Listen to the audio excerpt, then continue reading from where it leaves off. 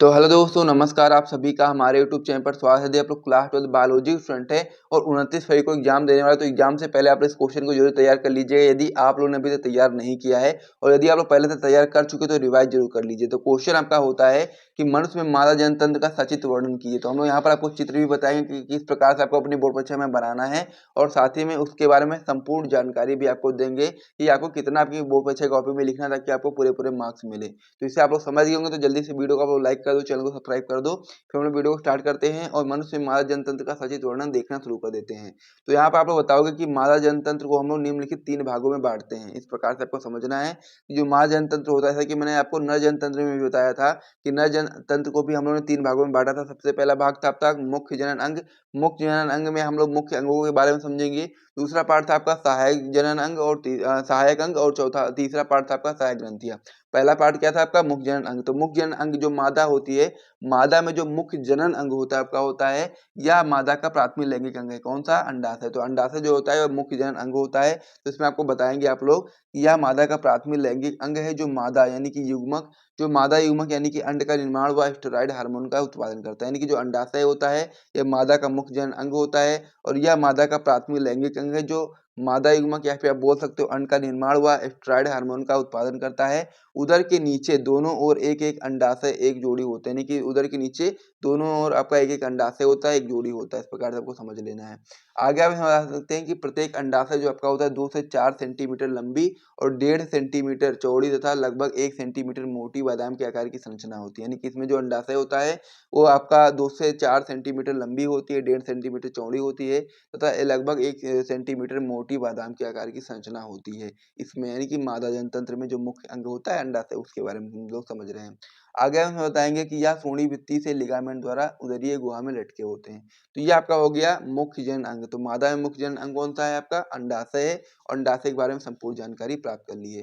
अब आप लोग यहाँ पर चित्र को भी देख लीजिए। तो ये आपका चित्र होता है स्त्री जनतंत्र की संरचना का चित्र। इस प्रकार से आपका होता है। सबसे पहले आप यहाँ पर देख लीजिए क्या क्या चीज आपको यहाँ पर लिखना है। यह आपका होता है गर्भाशय, यह आपका होता है यहाँ पर गर्भाशय ग्रीवा, और ये आपकी योनि होती है, और यहाँ पर आपका अंडाशय होता है और यहाँ पर आपका अंडवाहिनी होती है। यानी कि ये आपका अंडवाहिनी होती है। ये जो आपका रेड कलर का देख पा रहे हैं ये आपका अंडाशय होता है, एक इधर होता है एक इधर होता है। तो इस प्रकार से आपका ये संरचना होती है। इसी प्रकार से आपको अपनी बोर्ड परीक्षा कॉपी में बनाना है। यदि आ जाए फिर हम लोग आगे बढ़ते हैं। हम लोग मुख्य जनन अंग को समझ चुके हैं, हम लोग सहायक अंग के बारे में समझते हैं। तो सहायक अंग में आप लोग बताएंगे सबसे पहला पॉइंट अंडवाहिनी। तो अंडवाहिनी में आप लोग बताओगे कि यह एक जोड़ी पेशीय व नलिकाकार होती है। यानी कि जो अंडवाहिनी होती है आपका एक जोड़ी होती है, पेशीय व नलिकाकार होती है।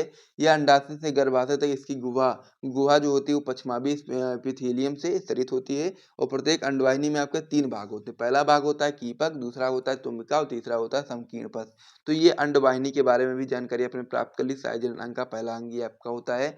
दूसरा अंग आप इसमें बता सकते हैं गर्भाशय। तो गर्भाशय में आप लोग बताओगे कि मादा में केवल एक गर्भाशय पाया जाता है जिसे हम लोग बच्चेदानी भी बोलते हैं, और यह आपका 8 सेंटीमीटर लंबी खोखली पेशीय होती है और इसमें रक्त की प्रचुर मात्रा होती है। यानी कि जो गर्भाशय होता है इसमें रक्त की प्रचुर मात्रा होती है और यह भी आपकी श्रोणि भित्ति से लिगामेंट द्वारा जुड़ी होती है।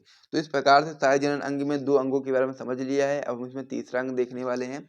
तो तीसरा अंग आपका इसमें होता है योनि। तो योनि में आप बताओगे कि गर्भाशय पतली ग्रीवा द्वारा योनि में बदलता है और योनि जो होता है वो मैथुन के समय पुरुष से वीर्य ग्रहण करने का कार्य करती है। यानी कि योनि मैथुन के समय पुरुष से वीर्य ग्रहण करने का कार्य करती है। तो ये आपका हो गया सहायक जनन अंग।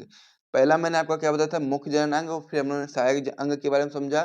दोनों को समझ लिया। अब यहाँ पर हम लोग समझ लेंगे सहायक ग्रंथियों के बारे में, फिर आपका जो पूरा टॉपिक होगा कंप्लीट हो जाएगा।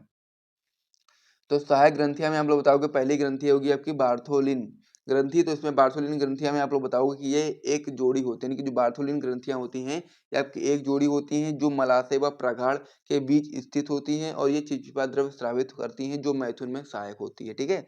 तो बार्थोलिन ग्रंथियों का काम यही होता है कि ये चिपचिपा द्रव्य जो होता है उसको स्रावित करती हैं जो कि मैथुन में सहायक होती हैं। दूसरा आपका इसमें जो आता है स्तन ग्रंथियां। तो स्तन ग्रंथियां में बताओगे कि यह एक जोड़ी होती है जो वक्ष के अधर भाग में स्थित होती है। ये आपका दूध श्रावण करने वाली ग्रंथियां होती हैं। तो इस प्रकार से इस वाला जो क्वेश्चन था कि मादा जनतंत्र का सचित्र वर्णन करिए, उसके बारे में संपूर्ण जानकारी मैंने आपको दे दी है। और यहाँ से यदि आपको वीडियो पसंद आए तो वीडियो को लाइक कर दीजिए, साथ में चैनल को भी सब्सक्राइब कर दीजिए। फिर हम वीडियो समाप्त करते हैं, मिलते हैं नेक्स्ट वीडियो में। तब तक के लिए जय हिंद।